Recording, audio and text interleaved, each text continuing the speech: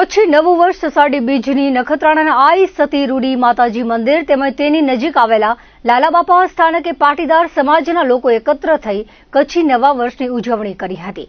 આ બંને સ્થાનકે સવારથી જ ભાવિકોની દર્શનાર્થે લાઈન લાગી હતી।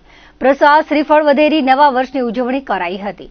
તો તાલુકાના વિથોણ ગામે સંત ખેતાબાપા સ્થાનકે સવારથી જ ભાવિકો ઉમટી પડ્યા હતા।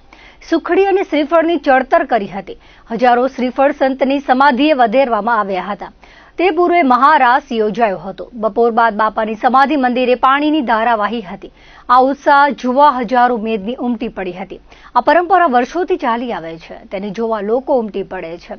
તો બીજી તરફ કચ્છી નવા વર્ષે અન્ય સમાજો દ્વારા પણ દિવ્ય ઉજવણી થાય છે।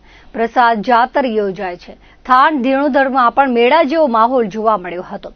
પાલખી યાત્રા, નૂતન ધ્વજા પૂજન, મહાઆરતી, મહાભોગ પ્રસાદ, 5000 યાત્રાળુઓએ માથું ટેકવી પ્રસાદ લીધો હતો। આમ નખત્રાણા પંથકમાં કચ્છી નવા વર્ષની ધામધૂમથી ઉજવણી કરાઈ હતી।